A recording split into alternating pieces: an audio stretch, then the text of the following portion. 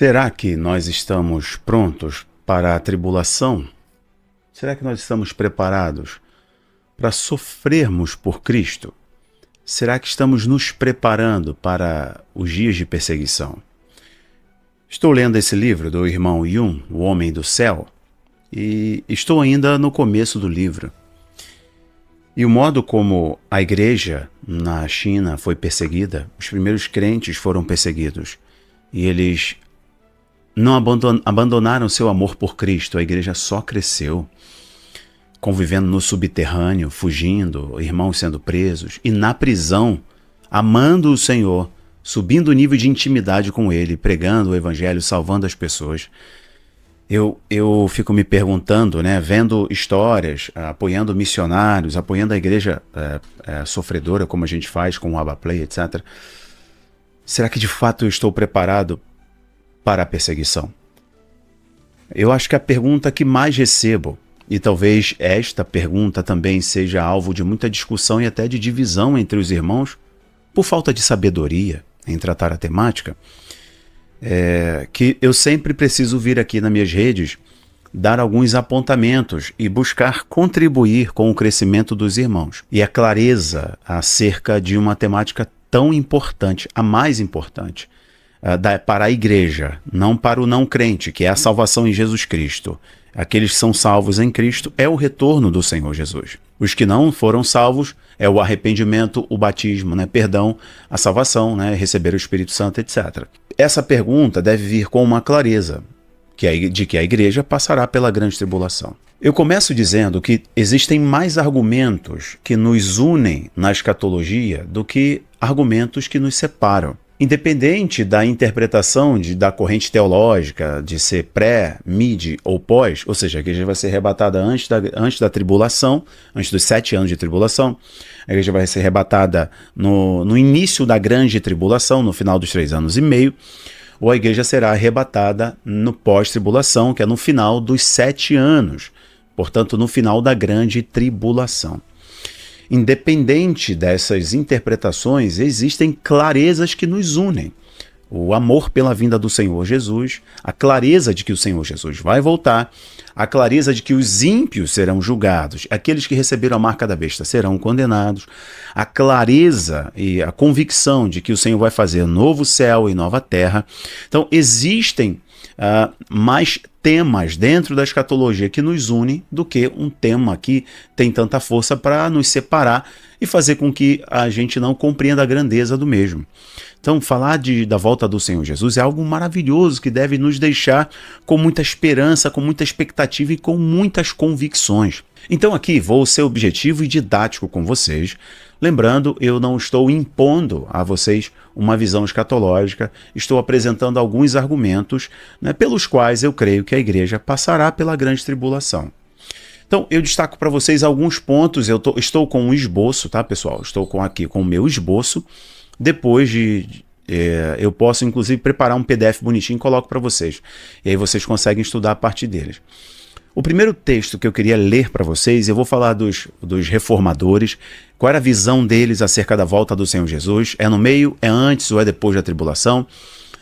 Nós vamos falar sobre a patrística. Toda essa sistematização da teologia ela foi feita pelas contribuições dos pais da igreja, como são conhecidos os teólogos da patrística, os teólogos do primeiro século, segundo até terceiro século ali mais ou menos, principalmente antes da fusão igreja-estado. Quando eu citar para vocês a patrística, vocês vão ver que não teve um sequer da patrística que defendeu o pré-tribulacionismo. Não teve um. Eu acho que pelo menos isso deveria fazer você refletir. Então, o ponto de partida é: o dispensacionalismo moderno ele é populista e popular. Eu não quero aqui, com um vídeo, derrubar uma tese que para mim não encontra amparo bíblico, mas eu não conseguirei derrubar esta tese, refutar essa tese do dispensacionalismo, das 7 fases, estanques. Não conseguirei com um vídeo aqui no YouTube de poucos minutos, Então, a minha intenção não é derrubar o dispensacionalismo, mas deixo claro que me oponho a esta tese. O dispensacionalismo moderno, principalmente eu foco, não nas 7 fases, mas meu foco é no arrebatamento secreto, no arrebatamento pré-tribulacional. Eu não concordo e não vejo amparo bíblico e tampouco na patrística ou nos reformadores para apoiar tal tese. Mas entendo que 99% dos seminários são dispensacionalistas, pré-tribulacionistas. As igrejas já leem a Bíblia com uma visão dispensacionalista. Os seminários, os centros de formação de líderes, de ministros, pastores, obreiros, todos são dispensacionalistas, pré-tribulacionistas. Então é muito complicado. O modo, talvez, como você lê a Bíblia, já é dispensacionalista, pré-tribulacional. Então, ressignificar isso só realmente você lendo as fontes. Aí você começa a se abrir. Falei, peraí, vamos ler mais um pouquinho que eu quero compreender a partir de outras fontes. Mas me permita ler para você alguns textos.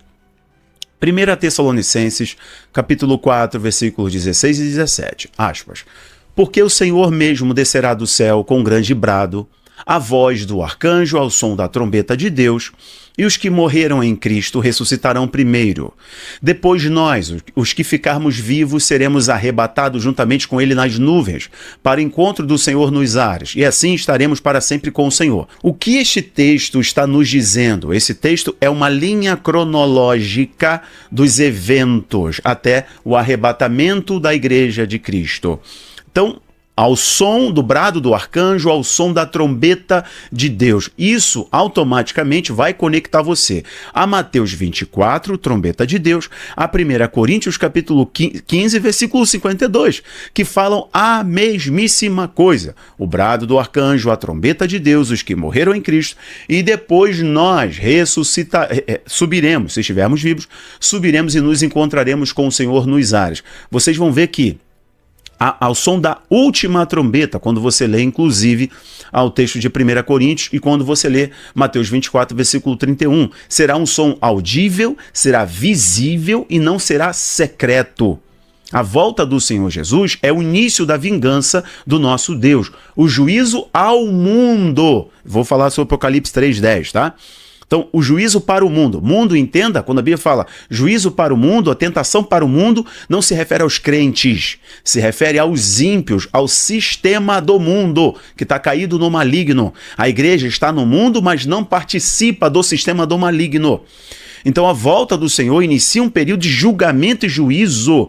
É igual quando o texto diz sobre a água, quando fechou a tampa da arca, a água veio e levou a todos. Está se referindo ao juízo sobre os ímpios e não para a igreja.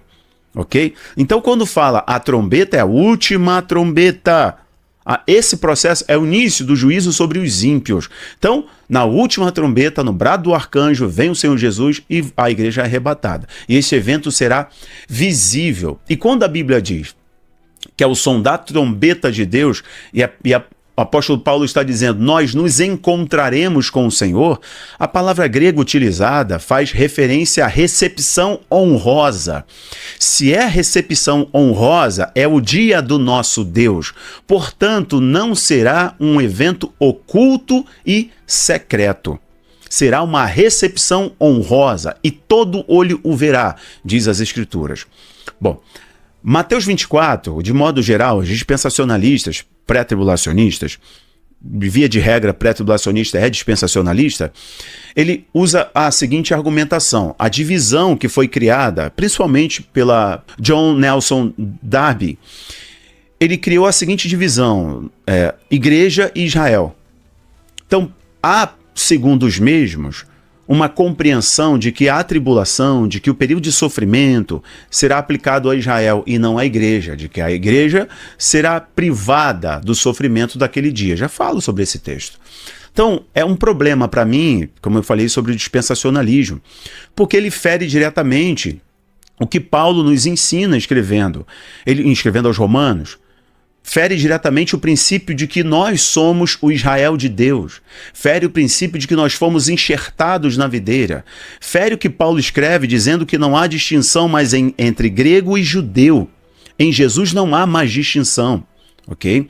Então, eu citei aqui o texto de Mateus 24, 37, quando fala dias de Noé, o juízo vem sobre os ímpios. e não para os crentes, os salvos em Jesus. É um julgamento, um padrão de julgamento para os ímpios, assim como depois outro texto vai falar sobre o ladrão, que pega aqueles que estão desprevenidos de surpresa, e não a igreja vigilante, certo?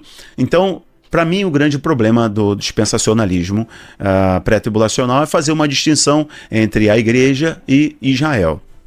Eu citei para vocês aí, falando que não há judeu, não há grego, o texto de Gálatas, a igreja Israel espiritual de Deus, aí Romanos 11, Efésios 2, etc. Mateus 24, 29, vamos lá, você pode anotar e ler comigo. Diz assim: logo depois da tribulação daqueles dias, quem está dizendo isso? Jesus.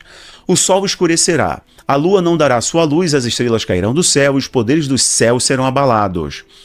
Então aparecerá no céu o sinal do Filho do Homem, e todas as tribos se lamentarão e verão o Filho do Homem vindo sobre as nuvens do céu com poder e grande glória.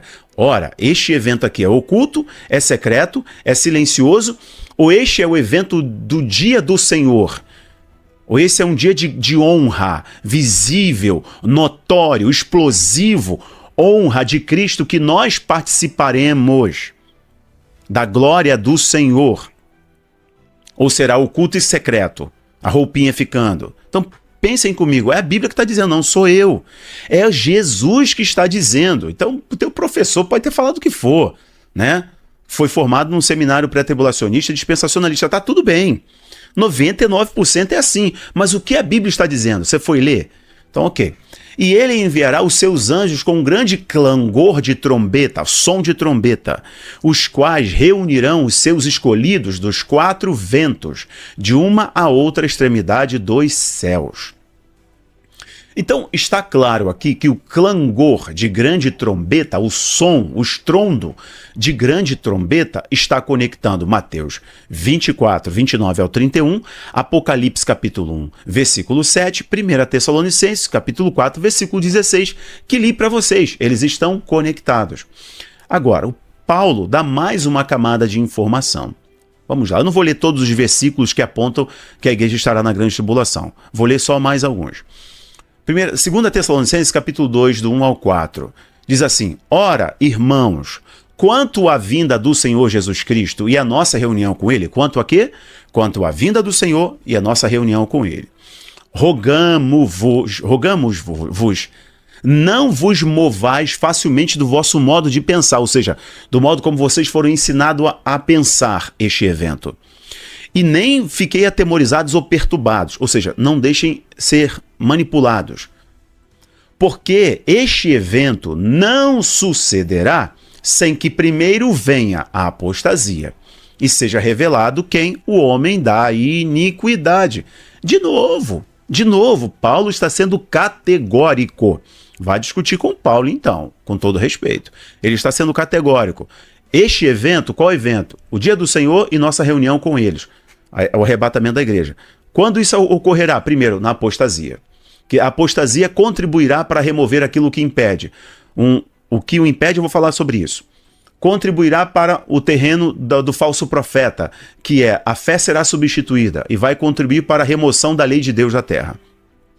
Ou seja, eu já falo sobre isso, o que o impede. Então está claro aqui que há uma linha, de novo, há uma linha cronológica destes eventos, tá? Apocalipse capítulo 7, do 9 até o 14, a Bíblia nos dá clareza de que os eventos envolvendo a tribulação e a grande tribulação, haverá uma multidão. Apocalipse capítulo 7, versículo 9 até o 14. Quando João está tendo a visão, ele vê uma multidão. Então há uma pergunta para João: quem são estes? Ele fala: Senhor, tu sabes. Então a revelação para ele chega: estes são aqueles que vieram da grande tribulação e lavaram as suas vestes no sangue do Cordeiro. Então, essa multidão de santos separados, só subiram depois da grande tribulação. E multidão que teve o seu sangue lavado, teve a sua veste, né, lavada no sangue do Cordeiro. Ou seja, se arrependeram, renunciaram ao pecado e passaram pela redenção. Ok? Então os santos estarão na grande tribulação. Mas tudo bem, eu li versículos para vocês, fiz uma interpretação básica, mas são versículos claros. Outro versículo que eu poderia citar aqui, que é muito clássico. O Senhor Jesus, falando sobre a tribulação, ele diz, olha, se aqueles dias não fossem abreviados, nem os santos suportariam. Peraí, se os dias vão ser abreviados por causa dos santos, e ele está falando da tribulação, peraí, então significa que os santos estão aqui. Ok. O que a patrística, o que os grandes teólogos da patrística, eu vou estender aqui até o ano 500 e alguma coisa, o que eles diziam sobre o arrebatamento da igreja, o que eles diziam sobre a escatologia, a volta do Senhor. Será que algum grande teólogo da patrística, meu irmão, será que algum grande teólogo da patrística sustentou a tese de que a igreja seria arrebatada antes da tribulação? Será? Vamos ver. O que disse Irineu de Lyon? Irineu de Lyon, um dos grandes teólogos da patrística, 130 até 202 depois de Cristo. Lembra aí, se você é estudioso das Escrituras, quando foi escrito o Evangelho de Marcos? Irineu de Lyon foi escrito, olha só, ele viveu entre 130 a 202 depois de Cristo. Então pensa aí. Irineu, contra as heresias, ele escreve o seguinte: o anticristo reinará por 3 anos e meio, grande tribulação, onde ele vai se manifestar. Durante este período, os santos sofrerão perseguição e depois o Senhor aparecerá em glória. Está claro para Irineu de Lyon que os santos estarão aqui e os santos serão perseguidos pelo anticristo. Hipólito de Roma, que viveu de 170 a 235, no Tratado sobre o Anticristo, ele escreve o seguinte no capítulo 29. A igreja passará pelo fogo da tribulação para ser purificada como ouro no crisol. Após isso, Cristo virá em sua glória. Cristo virá com sua glória. Hipólito de Roma. Tertuliano, que é bem conhecido, Tertuliano, escrevendo Resurrectione Carnis, ele escreve o seguinte: a ressurreição dos santos ocorrerá no último dia, quando Cristo vier em glória, após o fim dos tempos de tribulação. Opa! Então mais um pai da igreja, mais um teórico da patrística, teólogo da patrística, está escrevendo que a igreja passará pela grande tribulação. Eusébio de Cesareia, de 263 até 339. Ele diz o seguinte: o Senhor prometeu livrar os seus após um período de grande sofrimento e angústia. Eusébio de Cesareia, escrevendo História Eclesiástica, ele fala sobre a igreja passando pela grande tribulação. Justino Marte é outro que viveu de 100 a 165 depois de Cristo. Justino Marte escreveu o seguinte: haverá tribulações durante as quais aqueles que realmente pertencem a Cristo perseverarão e serão salvos. Escritor da patrística que é muito conhecido, todo mundo cita aí, Agostinho de Hipona: a igreja enfrentará perseguições até o último dia, quando Cristo retornará. O que os reformadores, se a patrística não é suficiente para quem não quer acreditar, etc., quer refutar, tudo bem. O que os reformadores diziam? Lutero, ele dizia o seguinte, aspas, os cristãos devem estar preparados para suportar perseguições até o fim dos tempos, quando Cristo retornará para julgar os vivos e os mortos. João Calvino: a igreja deve enfrentar o homem da iniquidade antes que o Senhor retorne em glória. Homem da iniquidade quem é? Mesma coisa que o homem do pecado, o iníquo, o anticristo. John Knox: o Senhor nos chamou para carregar a cruz e sofrer tribulações, não para fugir delas. Apenas no final seremos redimidos de toda a aflição. William Tyndale: os santos serão ressuscitados e encontrarão o Senhor em sua vinda gloriosa, após suportarem provações e perseguições. Bom, então é o seguinte, eu citei para vocês reformadores, patrística. Mas, Rafael, onde surgiu a ideia, então, de que a igreja vai ser arrebatada antes da grande tribulação? Porque se Jesus falou sobre isso, se Paulo falou sobre isso, onde que surgiu? Antes de falar sobre John Nelson Darby e os irmãos de Plymouth, antes de falar, inclusive, sobre Margaret MacDonald, que foi a que precedeu, a que teve a visão, ela teve um sonho, uma visão sobre a igreja sendo arrebatada em secreto, e o John Nelson Darby. fundamentou isso depois a Bíblia Scofield, com seus comentários. Entupiu os seminários e as igrejas norte-americanas espalharam isso para o mundo. Mas eu quero que você pense no seguinte aqui, que é bem importante. A ideia de que o Senhor Jesus vai tirar a igreja da tribulação, ela vem de 2 textos. Fundamenta-se em 2 textos. Primeiro, Apocalipse capítulo 3, versículo 10, que diz: o Senhor, vamos ler, Apocalipse capítulo 3, versículo 10. Eu queria que você lesse comigo o texto que está se referindo à igreja de Filadélfia, que não é a última igreja. A última igreja é a igreja do juízo, a igreja Laodiceia. Então, carta à igreja de Filadélfia, capítulo 3, versículo 10. A grande fundamentação dos pré-tribulacionistas se posicionam aqui. Porque deste atenção à minha exortação, quanto a suportar os sofrimentos com paciência, eu igualmente te livrarei da hora da tribulação que virá sobre o mundo todo, para pôr à prova os que habitam sobre a terra. Bom, uma coisa interessante aqui, que primeiro eu digo, que não é todo códice que traz esse texto dizendo que igualmente te livrarei da hora da tribulação. O códice Peshitta, o Canon Peshitta, ele traz nessa versão: eu vos livrarei na hora da tribulação que virá. Então não é todo códice, não é todo Canon que está apresentando este texto com esta expressão aqui. Vos livrarei da hora. A Peshitta, por exemplo, a Bíblia Peshitta põe na hora, ou seja, dá a entender que estará na tribulação. Mas tem alguns detalhes. Alguns teólogos afirmam que esta não é uma profecia universal, mas é uma palavra à igreja de Filadélfia. Alguns mencionam por este viés de interpretação. O que eu entendo é o seguinte: quando a gente lê o texto como um todo, você vê que a igreja de Filadélfia resistiu àqueles que se diziam judeus e não eram, mas que participavam da sinagoga de Satanás, daqueles que se inclinavam às heresias. Então, aqueles que iriam resistir, o Senhor os privaria. Só que tem um detalhe aqui. O Senhor livrar, a expressão correta do original grego, é o Senhor guardar, não é tirar, não é arrancar. O Senhor o guardaria.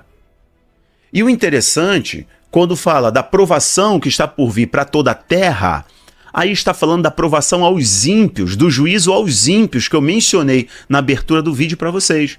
O juízo de Deus aos ímpios, a provação a toda a terra. Não está mencionando a provação à igreja. Irmãos, seria muita pretensão da nossa parte acharmos que somos melhores do que Pedro, do que Paulo, do que João, né, que morreu isolado na ilha de Patmos, né? O seu mártir foi um isolamento na ilha de Patmos, do que Estevão, o primeiro mártir apedrejado, dos primeiros cristãos que foram jogados aos leões, dos que foram cerrados ao meio, dos que foram jogados em barris de óleo quente, dos que viraram tocha humana, dos que foram decapitados. Seria muito capricho da nossa parte acharmos que, se falarmos sobre a grande tribulação, é a igreja que está se preparando para se encontrar com o anticristo. Ora, mas os primeiros crentes, eles tinham essa concepção e eles estavam dispostos a morrer pelo Senhor, assim como muitos irmãos estão morrendo pelo Senhor. O outro texto que é muito utilizado, né? Só você ler um exemplo aqui. Quando Jesus está fazendo a oração intercessória, João capítulo 17, lá por versículo 14, 15, Jesus vai usar a seguinte expressão, orando ao Pai pelos seus discípulos: Pai, eu não peço que tire-os do mundo, mas que livre-os do mal. Guarde eles, no meio de tanta maldade, guarde estes meus filhos. Essa é uma oração para os discípulos, e essa é uma oração para os discípulos em todas as épocas, até a volta do Senhor. Pai, purifica-os na verdade, a tua palavra é a verdade. Eu peço, não tire eles do mundo, mas livre-os do mal. livres, dá a eles autoridade para resistir ao diabo, e o diabo vai fugir deles. Bom, então vamos lá. Romanos capítulo 8, versículo 35, diz assim: quem nos separará do amor de Cristo? Será a tribulação, ou a ansiedade, ou a perseguição, ou a fome, ou a nudez, ou o perigo, ou a espada? Quem vai nos separar do amor de Deus? A tribulação? Uma outra resposta para vocês. Agora, um texto que é muito utilizado pelos dispensacionalistas, pré-tribulacionistas, é que o Espírito Santo será retirado da terra. E aí é utilizado o texto de 2 Tessalonicenses, capítulo 2, versículo 7, que diz assim: porque o mistério da iniquidade já opera. Somente há um que agora o detém, até que este seja afastado. Eu fiz só um resumão aqui. 2 Tessalonicenses capítulo 10 é utilizado como base de interpretação, para o pré-tribulacionismo, dizendo que o que detém o anticristo de se manifestar é o Espírito Santo. Ora, como eu li para vocês o texto de Apocalipse, tem os santos, e eles estão lavando as suas vestes, tem arrependimento na grande tribulação. Peraí, como tem arrependimento se o Espírito Santo não está aqui? Se o Espírito Santo não está aqui, quem convence o homem do pecado, da justiça e do juízo? Como que tem arrependimento se o outro Consolador não veio? Se a blasfêmia contra o Espírito Santo, não tem perdão, porque você rejeita quem pode convencer do pecado, da justiça e do juízo. Não faz sentido. Ora, o que a gente faz com o Salmo 139, por exemplo? Versículo 7. O que a gente faz com esse salmo? A gente rasga ele? Esse salmo diz que o Espírito do Senhor está em toda a terra. Quando diz assim o salmista: para onde fugirei do teu Espírito? E onde me esconderei de tua presença? Peraí. Como que vai retirar o Espírito Santo da terra? Então, este argumento utilizado para afirmar que o Espírito Santo está detendo o anticristo se manifestar, eu não concordo com ele. Apocalipse 7,14 é o texto que fala do arrependimento da multidão de santos que lavaram as suas vestes, resistiram à tribulação. Então, Rafael, o que o detém? O que detém o anticristo? Eu tenho uma opinião. Esse é um assunto que não é conceito fechado. Não tenho opinião fechada sobre o que o detém. Isso é um mistério. Bom, pela interpretação textual, a gente pode compreender que é o próprio tempo. O tempo profético. O tempo que está na mão de Deus. Quem tem o controle profético é Deus e não o diabo. Então a manifestação do anticristo depende do tempo que foi anunciado por Deus. O tempo do cumprimento de tudo que Deus disse.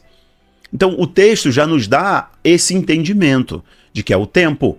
Segundo, o texto também pode nos falar sobre o sistema do mundo, que ainda não está pronto para a manifestação do iníquo. Terceiro, o que detém o anticristo é a lei de Deus. A lei de Deus que ainda rege a humanidade. E por isso que a apostasia que Paulo nos anuncia em Tessalonicenses vai fazer com que a humanidade, e a apostasia está no campo religioso, e haverá essa religião global, como já está acontecendo, certo, igreja? Meus irmãos, essa religião apóstata vai ajudar a contribuir com esse tempo de iniquidade, essa era da iniquidade. O que é iniquidade? É sem a lei de Deus, é perverter a lei de Deus. Então eu entendo que aquilo que o detém está falando sobre o tempo, está na mão de Deus, está falando sobre o sistema do mundo que não está pronto para a manifestação do anticristo, está falando sobre a quebra do fundamento ético, moral e social da sociedade. A quebra dos valores, princípios, códigos éticos, sociais, legais, políticos da sociedade, que não estão prontos ainda para o governo do anticristo. O sistema do anticristo, onde ele vai precisar de ampla tecnologia, de controle financeiro absoluto, ele vai precisar de um sistema de monitoramento e vigilância global, ele vai precisar de um conjunto ideológico inclinado, quase não, religiosamente inclinado a ele, certo? Ele precisa de uma nova religião global. apóstata, distante da fé transmitida pelos apóstolos, da fé genuína. Então, eu acredito que o detém é a ordem moral, é a ordem ética, é a ordem legal, é a ordem social também. Isto é um mistério, isso aqui é um mistério. Então, eu tenho uma interpretação sobre isso, você pode concordar ou não. Mas não me inclino a aceitar que seja o Espírito Santo que detém a manifestação do anticristo. Pode ser que alguns irmãos, quando pensem assim, estão dizendo que a apostasia vai fazer a igreja se distanciar do Espírito Santo, de ser conduzida plenamente pelo Espírito Santo, o que pode favorecer o surgimento do anticristo. Ok, aí estamos falando basicamente da mesma coisa. Bom, meus irmãos, são esses pontos que eu menciono para vocês. Então eu, Rafael, estou a cada dia me preparando para a volta do Senhor Jesus. Como que eu faço isso? Vivendo da melhor forma possível. Sendo o melhor marido, sendo um crente verdadeiro. Com isso eu não estou falando que eu não falho, que eu não peco, que eu não erro. Pelo contrário, que eu tenho coragem de pedir perdão, de me arrepender, de me levantar e de me lavar. Buscando ser um pai melhor, buscando ser honesto, buscando pregar a palavra do Senhor, pregar o arrependimento, buscando cuidar de pessoas, anunciar o evangelho, não vender o evangelho, não tornar a fé institucionalizada, a fé um CNPJ, uma placa, não morrer por placa, não morrer por corporativismo de uma denominação, mas morrer pelo evangelho de Cristo. Nisso eu estou me preparando, anunciando aos irmãos, preparando os irmãos, alertando os irmãos, edificando, consolando, anunciando, certo? Nisso estamos nos preparando para a volta do Senhor Jesus e o período da tribulação. Escuta, tem a ver mais com a onipotência do Senhor em nos proteger do que com a nossa capacidade de estocar, estar em lugar ermo e etc. Tem a ver muito mais com a onipotência do Senhor, assim como foi no Egito, será conosco, se estivermos aqui no período da tribulação e da grande tribulação. Ok, meus irmãos? Lembrando, existem mais coisas que nos unem neste tema que é maravilhoso, brilha os nossos olhos, enche a nossa boca de tantas palavras, né? Do que divergência de posicionamento para nos dividir. Está aqui o meu posicionamento, mas eu não estou te repelindo, não estou dizendo que você está errado, que é uma heresia, nada disso. Estou falando só que eu não concordo, eu não penso assim e te apresentei os argumentos. Olha, eu deixo aqui aberto para você apresentar os seus também à vontade, por favor. Tá bom, meus irmãos? E assim a gente cresce, Um abraço, tchau, tchau. Em um minuto, então, como que começou a tese de que a igreja será arrebatada antes da tribulação? Isso começou não na patrística, isso não começou com os apóstolos, isso não começou com a igreja primitiva, isso não começou com os reformadores. Onde, Rafael? Isso começou no século XIX. Isso começou em 1820, 1830. Isso começou depois que uma mulher chamada Margaret MacDonald teve uma visão, uma revelação. E depois, alegadamente, conhecido como os irmãos Plymouth, Irlanda, Suíça, Inglaterra, esse eixo ali, ele alegadamente teve uma revelação. Então, quando surgem essas ideias de que eu tive uma revelação, Deus falou comigo, quem pode questionar? Então, dizem que o John Nelson Darby, ele pegou a revelação, o sonho da Margaret MacDonald, de que a igreja estava sendo arrebatada e aperfeiçoou com argumentos bíblicos. 1820 até 1830.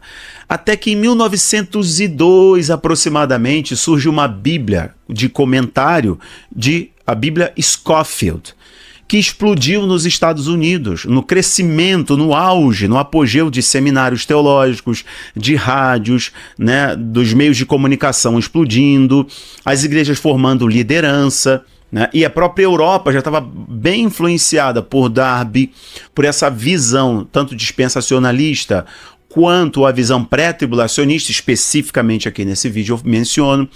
Então, ao contrário do que pensava a igreja primitiva, os apóstolos, ao contrário do que disse Jesus, ao contrário do que os grandes teólogos da patrística nos ensinaram e disseram, John Nelson Darby, Margaret MacDonald tiveram uma revelação da igreja sendo arrebatada e hoje 99,9% dos seminários eu vou se melhorar. 90% dos seminários, dos pastores, dos teólogos se formaram com essa visão. Só leem livros com essa visão, formataram o HD com essa visão. Mas isso veio de um homem, isso não veio da Bíblia. Isso não veio, eles disseram que foi uma revelação de Deus. Pelo menos é o que diz a história, tá explicado. Vou parar por aqui, tchau.